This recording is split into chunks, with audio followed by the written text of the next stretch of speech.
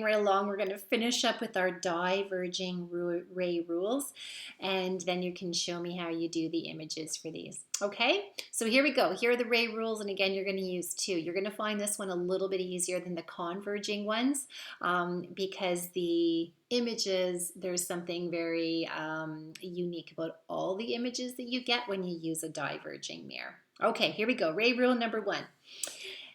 Right, our object is on facing towards the diverging side this time. Okay, remember where the focal point is and where the center of curvature is. I think the other picture in our note had it the other way, showing our light going this way.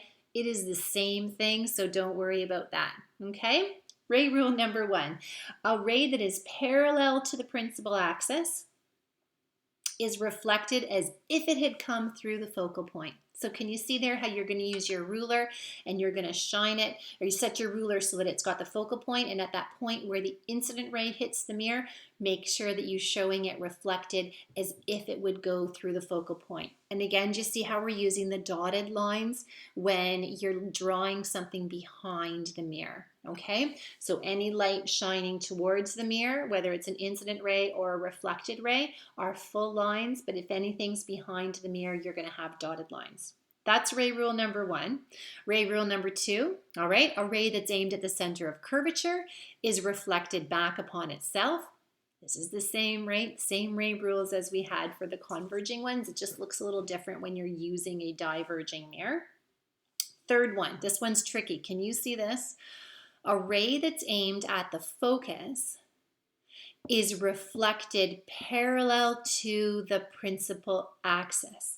So you've got to use your ruler and show that reflected ray. And again, it's hard when I have to do a dotted line.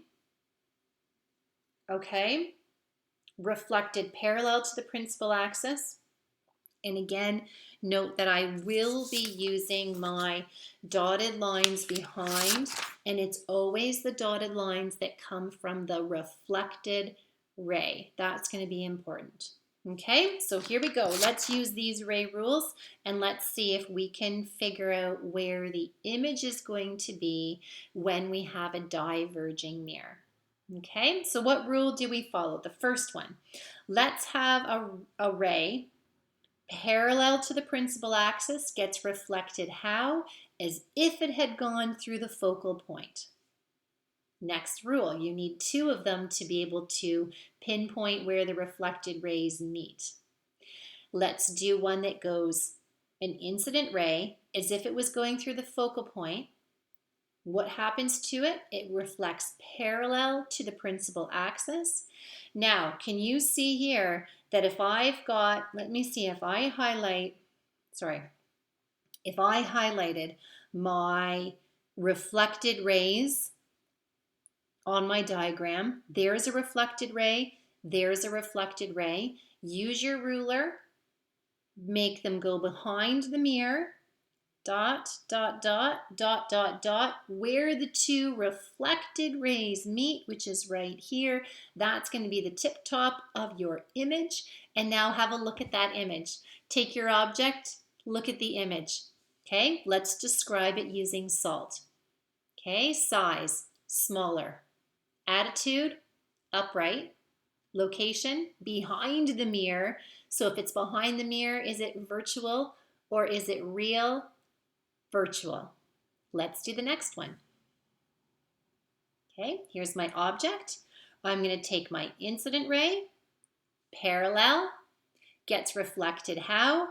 As if it went through the focal point, dot, dot, dot, dot, dot, behind the mirror.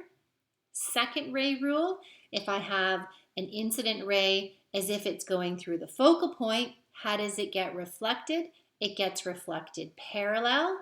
Those are real rays in front of the mirror, between the object and the mirror. Behind the mirror, I take the reflected rays, project them back. Where the two meet is exactly where the top of my image is. And let's describe that image. Smaller, upright, behind the mirror, and virtual. Are you picking up on a trend? Okay, they are always, okay, the rays reflect They always diverge. The image will always be smaller, upright, behind the mirror, and virtual when it comes to a diverging mirror. Okay, there's the homework questions you're going to be working on for this lesson as well. And good luck if we're in the lab, we'll get a chance to turn the light on and we'll be able to use the ray rules. Otherwise, there's a virtual gizmo you can use. And of course, there's a few videos you can watch as well. Okay, good luck with this. Get your pencils sharpened up. Make sure you've got a nice ruler and a protractor. And let me know how it goes.